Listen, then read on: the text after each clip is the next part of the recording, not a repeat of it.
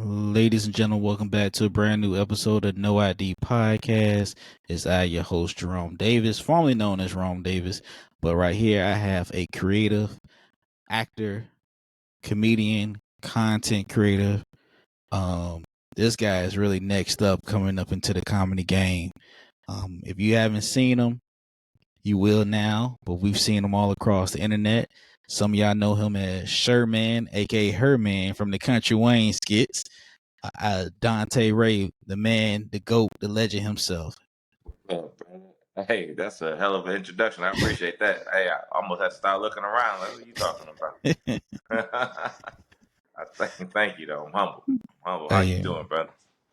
I'm great, bro. I really appreciate you giving me the opportunity to do this interview, man. And I'm blessed to have to pick your brain for a little bit, and I'm blessed whatever time we get together. Absolutely, man. Yeah, it's my honor, man. It's my honor. Excuse my background. I thought I had one, but you can check these blinds out. Man, I got my Uh, mama's karaoke right here in the background. that's all good. Yeah, yeah. We We just good. got these blinds. We just put down the sheets last week, so we coming up as a family. Right. So, question I want to know is, who is Dontee Ray? How did you get your start in comedy, and how has it been since you started? Yeah, man. A great question. Who is Dontee Ray, man? I like to say I'm a northern guy with some southern gentleman qualities. I'm originally from Pontiac, Michigan. Uh, that's where I was born, and I'm gonna say mostly raised. But I moved to Georgia in 19. I finished high school here in Georgia. Um, so man, I'm a hardworking guy, man, who just like to look at life and like to have fun, like to look at life and make comments about it. I one of the things I stand by is, trying to make sure that I'm treating everybody right, trying to enjoy the moment, trying to be present in the moment, and because I realize, life is precious, so I try to look at all things positive in life. Been doing stand up for about 20 years, 15 to 20 years. There was a break in there, about like a 6 year break where I wasn't doing as much, I wasn't as focused on it. So I actually started off doing improv comedy, and I work with the Black Top Improv Group, which is at one point in the late '90s, mid 2000s, up until the mid 2000s, we were the only all black improv troupe in the nation. So it comprises of 6 stand-up comedians. Guys, they've gone on to do other things as well, but we still perform once in a while. Got my man Swift, got Sea Dog, Sean Larkin, who wrote on the neighborhood was said the entertainer. Pat Brown, she currently tours with Tracy Morgan. Swift, he got a movie out called Generational Gap. Lab Love open. He toured with Courtney, not Courtney, but what's my man name from Chicago? Uh, God, he played Black Jesus. Oh, Slink Johnson, No, yeah, Corey Holcomb. Corey Holcomb. Yeah, Corey Holcomb. Yeah, yeah. So it's a wealth of a wealth of talent comprising this group. So I've done that, and that's spun off into stand up comedy. So I started with improv. We used to perform at Uptown Comedy Corner here in Atlanta, and used to perform on open mic night. So the improv will go first, then the open mic. So there's an opportunity for me to jump into the open mic side of things and just learn how to perfect my craft in doing stand up comedy. So and you know how it is. Once you get that first laugh on stage by yourself, it's addictive.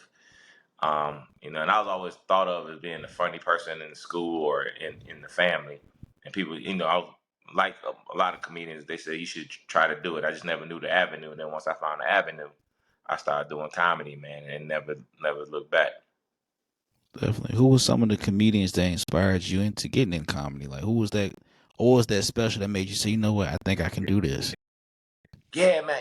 It's funny. It was one of those things like I knew I could do it. I just didn't know how to do it. Um, but inspiration, I think like everyone, I had my inspiration with Eddie Murphy, Richard Pryor, George Burns was an inspiration. Honestly, yeah, it's funny. That's my first comedy movie.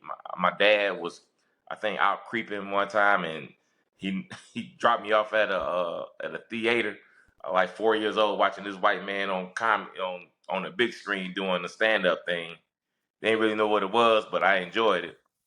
So yeah, I had different. I mean, even some of my peers are people that inspire me. So just um, a lot of comedians, man, a lot of Carol Burnett, a lot of comedic work, comedic sketches. I just found them funny in a lot of things, and it's something I just like. I like being a funny person. I like when levity like breaks the tension in the room or something. So I've always like kind of been drawn to folk who can command a room, can get their point across, and they can do it with levity. And as they make you think, they also make you laugh. Yeah, man. Yeah, laughter is medicine, and Yeah, absolutely. yeah, and I'm glad you said Richard Pryor, George Burns, Eddie Murphy, because they did a lot of realism in theirs, and yours Yeah. is realism too. I Oh think man, for sure. I think yours is very genius for you to take something in life and just make it funny. Because I think that's an art. I think a lot of us in comedy, all of us in comedy, are high intellectual beings to turn something like that into it. So salute to you, brother, on Yeah, doing that, man. absolutely, man. You if you can observe stuff and then kind of put your own POV on your point of view, and people, they can start shaking their head or they can laugh. They may not agree with a lot of things, but they start to see it from a different point of view. And sometimes it's a lot of times you're just saying stuff that they're thinking, and you just saying it out loud. you know, Hmm. Especially if you're doing humor that people can connect with, especially in our community. We all got things that is very similar in the way we've been raised, the way we go to our family functions, the family dysfunction in our, everybody got it. So, you know, when you can relate things in a comedic way, I think that shows what you said, your genius and your ability to connect with different people. Yeah, definitely. Now you started 20 years ago, right? Have you Yeah, man. noticed the difference between 20 years ago, especially with the social media, the internet popping now, man? How's that migration been? It's like everything I say is this, everything evolves, right? We Hmm. went from a house phone to a cell phone, so nobody has cell phones no more, but we still talking on the phone. So you still got the base of communication, right? So comedy is the same thing, I think. Definitely when I first started, um, Comic View was really, really hot. That was almost like if you got on Comic View, that kind of gave you some cachet, right? That kind of solidified you or qualified you to say, okay, you're a comedian, especially if you got multiple seasons. So it's Def Jam, Comic View. Um, and at that time, I think you really had to know the art of stand up. I think you had to know how to structure a joke. You needed to know how to command the audience. You had to have time. You couldn't be a person who attracted a audience one way, but then when it's time to hit that stage, you couldn't hold them because you didn't have the time or the material to have a show really. So now I don't think that's really as prevalent. You don't really need that as much because of you can get the social media following, and they'll follow you to clubs to see you do your act on what you do on social media. You can be a character or anything anything of that nature. Not really about being a stand-up comedian, which is fine. I think it's just another lane of comedy. So that's the biggest difference. I think you don't have to be as structured or technical with joke telling as you once did to get on. And it's to me now it's harder and it's easier to start playing these comedy clubs and these arenas because I'm seeing, if you get the following on social media, that kind of catapults you to a level where these comedy club owners will start booking you because you fill seats, and that's what it's all about. Then you get on these tours where these multiple comedians and you're helping fill the seats, and that's what it's all about. So I think that's the biggest difference in 20 years ago till now. Yeah, it is. Like you see, well, you hear about it online, the beef between stand-up comedians and Instagram comedians. But really, Yeah. I think it's the dumbest thing ever because we're doing the same thing. They acting out what we're saying. What we're saying, they Yeah. acting out. Yeah, I think it's so stupid. I know, man. It's like, yeah, how you beefing over in comedy, bro? It's like that's crazy. I mean, it's they trying to turn comedy to hip hop. Like we so now you got comedy. You doing joke diss. You ain't doing no diss record. You got diss joke or something. It's silly. I know this. No, I ain't gonna say that. Never mind. I ain't gonna say It's that. all good, man. It's all good because you do both. You do the skits and you do stand up comedy, so you see both worlds, and you get to work with some big names, from Country Wayne to Chase, and Chase was somebody that if he's watching or listening, I'll let him know this and give him his flowers. With he's somebody that got me through college with the DJ Southern Bread on YouTube and the Oh Soldier yeah, Boy okay. skit. Yeah, he got me through. But Yeah. you with the Sherman character on Country Wayne is by far your skits is what I look for, from wearing the the white Lemon tack pepper shoes, steppers. the Lemon pepper pepper steppers. Yeah. steppers, that hat, the glasses, man. And then I see you on the stage, man. You got like the stage presence. I see your attire and everything. So it's like you just two different characters, and that's a salute, man. Is there like any? Have you ever been starstruck, or has there ever been any big names you've been like, damn, I can't believe I got to work with him? Or Um, no, man. I think I probably hadn't met him yet. I'm assuming like if I'm just speak this out when I started working with Eddie Murphy or something like Eddie Murphy, I'd probably be starstruck. But I think like the biggest person at the time I met Steve Harvey and got an opportunity to kind of have a good conversation with him. He was talking to a bunch of comedians actually when I did Comment View, and you know I think one thing about this comedy world, most people are you they understand your path because it's pretty much the same journey. And you're trying to get to where they got. So it's like nothing really to be for me not starstruck about. Plus I'm a little older too. So I ain't as I ain't as wide eyed and bushy tailed as I once. Now I'm like, yo, I ain't got time to be being starstruck. We try to get to this deal or something, bro. Get me on, help me, let me perform with you or perform on your show or something. So it's more of it's definitely a respect thing, but I don't know about starstruck. But I feel like I'm very fortunate to be able to meet people, to work with people. Like with Chase, and that dude is he's amazing with his eye and his concepts and the whole Country Wayne platform. Right?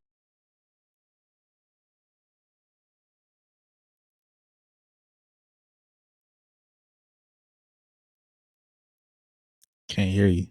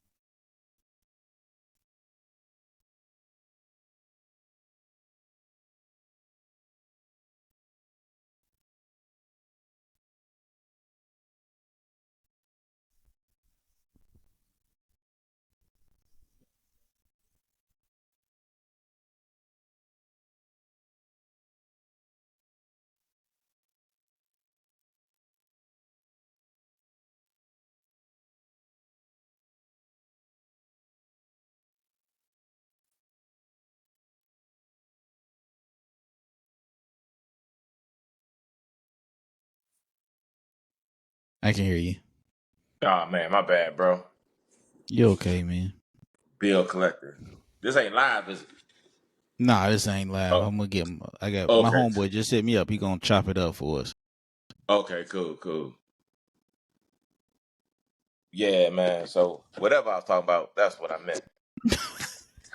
Shit. I don't know what the hell I was talking about. I'm dead ass about that, bro. And yeah, I stand on that. I'm standing on business. Yeah, I stand on business. But yeah, it's been good. Oh, I was talking about the Country Wayne platform, man. So it's been a blessing, Mhm. man. It's really, it's something I just recently came into too. So probably about 6 months ago.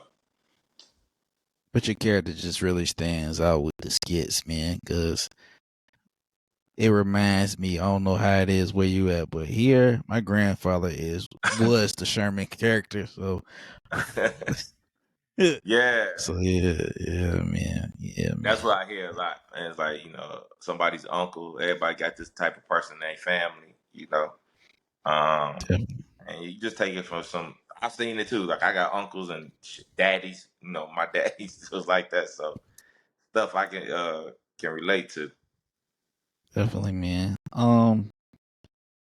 Now being 20 years in the game, a lot of people look at you more like a OG, offering game, or a vet. Is there like any younger comedians that actually come to you for advice, or they say, "Hey, Mr. Ray, I want to get mentored by you, or can you take money if you win?" Have you ever had that? And if you did, how did Yeah. that work? But no, they don't call me Mr. Ray. But like shit, I'm old. I ain't like that old. I don't think.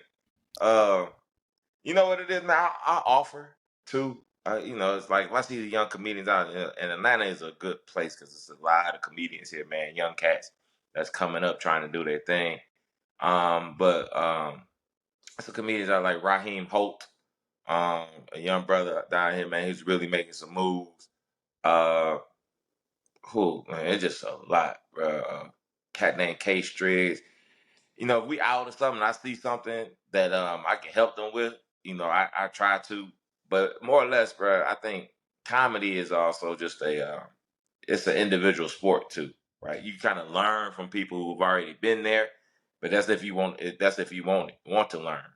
A lot of times it's this type of medium that you got to kind of bump your head in and really understand, the trials and tribulations, the ins and outs of it, the nuances of how to conduct yourself business wise, how to conduct yourself on stage and off stage. I think that's one of the things that is a difference too. When you say about 20 years ago and today, um, I think with the rapid success that some comedians get, they don't have they miss some of the professional part about it, the professionalism, like how to show up to the show, how to conduct the show, how to conduct yourself off stage, as well. Then that was something I was able to learn like from a Bruce and a Don DC Curry and watching those cats, how what they did during the show and after a show. Yeah, man. Like, my thing is this is a marathon, not a race. When you're talking about rapid success, Yeah, your time will come. I always tell people, you just gotta. It's a marathon, not a race. It's a sprint. It's not a sprint. It's a jog. So yeah, you just yeah. can't rush the Yeah, process. can't rush it, man. Bruce told me this. He said, if you chew to it, it'll be true to you. He told me that a long time ago. So that's all things. I just, you know, be prepared for your opportunities. That's about it. That's it. I think I heard Bernie Mac say it. Patrice O'Neal has said it. It's like, the fame comes before the money. Once you realize that, man, it'll be so much easier in the Yeah. comedy game. Yeah, man. Yeah, man. Yeah, man. You're right. I think I'm probably more recognizable now than I ever been in my life, and and the money is not as recognizable. Shit, that shit. uh, it's all right, but it ain't. That is what it is. Yeah, man. I mean, I think my first show I made five. The first paid show I got was $5 for 10 minutes. I just now Oh, actually, really? That much? yeah, You five got paid? dollars. Yeah, you living on lap of luxury, young man. You got paid like that? Yeah, Yeah, man. $5. Shoot, I remember they said I'll buy you a drink. So, damn. But but it's the grind, bro. And that's the thing, man. It humbles you too. That's what I love about it. It humbles you. And you know how it is. You walk off stage sometime and you kill, right? And you think you the best thing since sliced bread. Then that next show you come on, you don't do as well. That thing will bring you down a little bit. And and what it does, it makes you say, okay, I have to continue to work. I have to continue to hone my craft because you never you never get it. You never perfect it. You get so good that it just seems seamless, but it's something that you always can be working on. Always can be working on. Yeah, my mentor, shout out to James Cooper, told me that's when you're a true artist, because everybody can think that you've killed your set, and you can kill your set, but in your mind, you're like, man, I could have done better. I could have worked on this a little bit, your timing, and but to everybody else, it's impeccable. You know what I mean? Yeah. And he schooled me because I have had that up and down of comedy. Like I had 1 month I opened up for DL Hughley. 2 weeks Okay. later, I was performing at a bar with a crowd of 7 people, and 6 of Yeah. us was comedians. You know what I mean? So Tell me about it. No, like tonight, I had an opportunity to do an interview on CNN, and they wanted to talk to me about the rise of the Sherman character, and they're gonna do it right before they start talking about what's going on in Israel and stuff. They had me like a special, but I said no, I can't do that because I'm doing Jerome's podcast. man, I appreciate so, that. so I understand the highs and lows of this shit. Man, I'm doing Jerome's podcast as he talked to me from his mama's living room. it still got JC Penny blinds up in the background. I got my mama karaoke in the background. He said But JC yeah, man. Penny blind. yo, for a real talk, these are shit, these ain't even real blinds. These them damn what they call temporary shit. Where you go? I'm right here. I don't know Yep. I don't know nothing about blinds, man. I've been, Yeah, you know, rent free over here, man. The I comedy feel has you, been, bro. yeah. Yeah. So yeah, So let me man. ask you this. I know you asked all the questions. So what got you into comedy? Stand up. I have no idea. Okay. Um, One day, it was New Year's Eve of 2018. Mm-hmm. Me and this girl were going to go see Godfrey perform at the Okay. Virginia Beach Funny Bone. And it was like, yeah, they got comedy school. So I remember just sitting out, sitting there waiting for my date to come out the bathroom. I'm looking like, should I do it? And Godfrey Uh, walked past and said, yeah, you should do it. And from the first class, my dad went with me with the first class. I was scared. yeah. 6 weeks of that, and I just hit the ground running, and that was it. Like Yeah. the only reason I have the podcast, if you want to be asked about that one, I had a terrible show. I bombed so bad. I said, you know what? I'm gonna pivot to something else. Pivot. I heard that. Yeah, ain't nothing wrong with pivot. I'm gonna pivot to But something. So you just like forget it. I'm gonna be an interviewer, a podcaster. yeah. That But must have been a one of pretty my bad show. oh my god, man, this lady. I've shared it. This lady wrote for 3 weeks. I would go to this open mic at a bar. For 3 weeks straight, she roasted me, and I would ignore her because it was a church crowd. Okay. Didn't say nothing. That third week, man, I said her legs look like 2 rolled up sleeping bags dipped in marshmallow juice. They cut the lights off on me, cut the music on. I had to apologize to the host. I was like, okay, but Wow. a month later, one of the guys that was at the show, I interviewed him, Lionel Harris, and he was like, bro, you need to get back out there. I've had bad shows too, and you had to do what you had to do because that lady was Yeah. heckling. So Yeah. Yeah. I got back up there, and then COVID started, and Gotcha. that was the lockdown. So I had, I don't know about you, but we got forced into Zoom comedy, and that was rough. Yeah. Oh yeah. I did one. No, I did maybe. I did one Zoom comedy show. Horrible. Horrible. And I did like a game or something. I think was it Coco Brown? Me, Coco Brown, and my man out of Houston. I can't think of his name. How much? I can't remember nobody's name.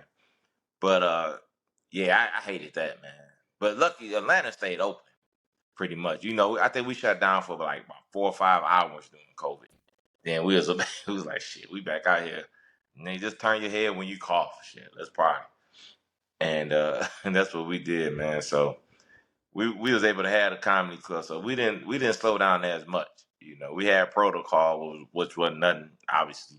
you know, yeah, you got you be spraying and stuff, had a mask on. That's still we out here doing it.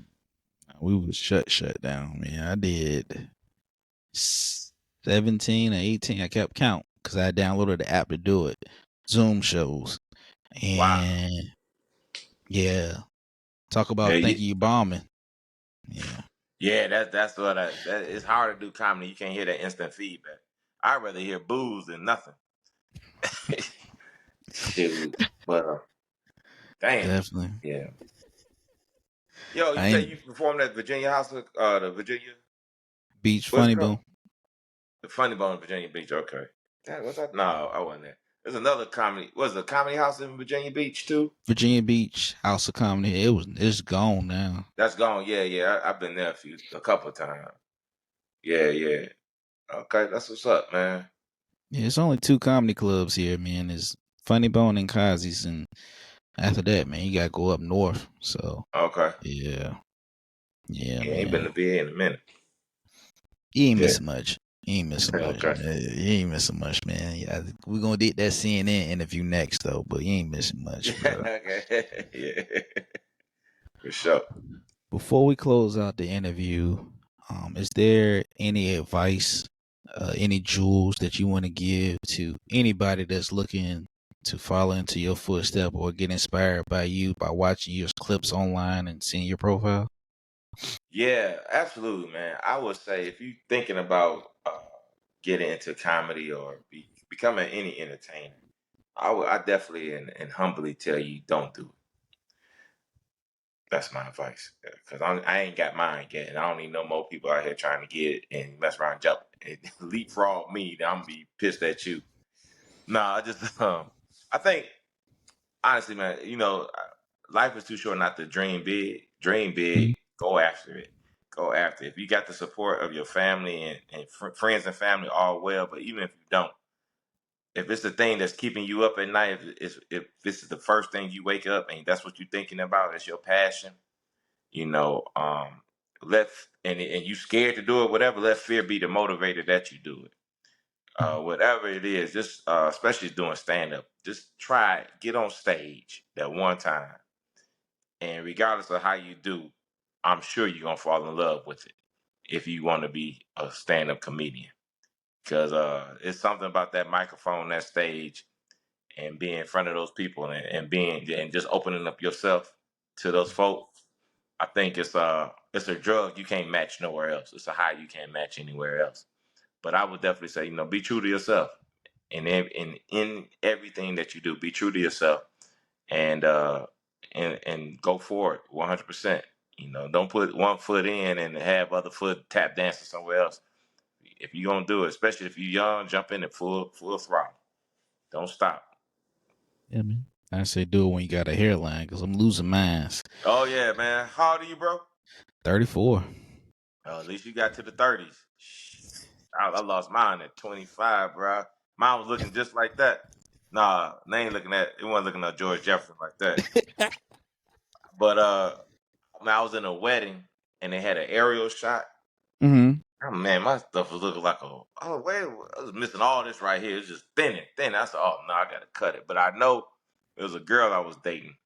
And this before cell phones. We just had nothing but pagers, beepers and stuff.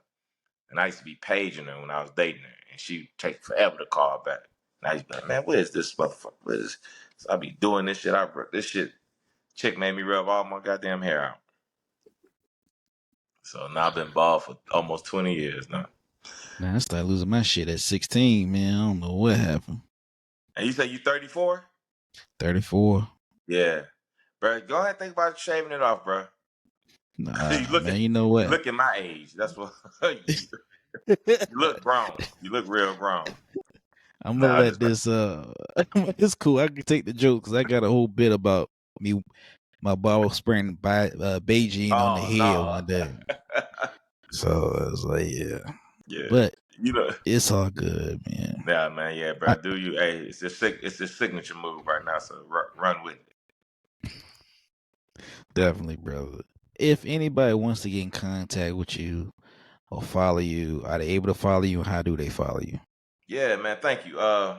You can follow me at Dontee Ray Comedy. That's on IG, Twitter, TikTok. That's DONTEERAY Comedy. Dontee Ray Comedy. Also, you can follow me, watch me on Country Wayne. I think we dropping episodes like 2 or 3 times per day. Man, it's a lot. So I play Sherman. The Sherman want to be yo man. The world. I call it the what I say, Sherman, the most loved, most hated sugar daddy in the world. Cause they love me and they hate me at the same time. But yeah. So yeah, please keep watching that. I appreciate all the support, man. And what else? And Facebook, Dontee Ray, DONTEERAY. So hit me up. I love to, chop it up with you, follow you, I'll follow you back. And when I come to Virginia, man, we definitely gonna link up. But I really appreciate this opportunity too, man, being on your platform, Jerome. And thank you for reaching out, man, and giving me the opportunity. And it's great meeting you as well, man. It's always good to see young people live the game, young brothers in the game, and taking it seriously, bro. So I already know you got a long road ahead of you that's going to be filled with nothing but great things, man. Just stay true to it, and you got a great start already. I can already tell this thing is moving in the right direction for you. I appreciate that, man. And if you guys want to follow me, it's Comedian Rome on Instagram, TikTok, Facebook. No, Instagram, TikTok, Twitter. No ID Media TV is Instagram and Facebook. Check out it on Instagram, YouTube as well too. Make sure you like, share, comment, subscribe, rate, tell a friend. Hit that link in the bio. We have upgraded the website a lot compared to before, so it's a little bit easier for y'all to just click the link and just get directly to it. But keep supporting this content. Keep supporting Dontee Ray. Watch the skits. So, follow this man back. It's a blessing to have somebody with 20 plus years in the game and give me some of the jewels and the knowledge that I need as well too to keep progressing. And y'all give this man his flowers while he's standing here on this earth as well too, man. So make sure Appreciate you it. guys signing off on that, brother. Peace and blessings. Let laughter rinse your soul, bro. God Hey, bless. thank you. Thank you.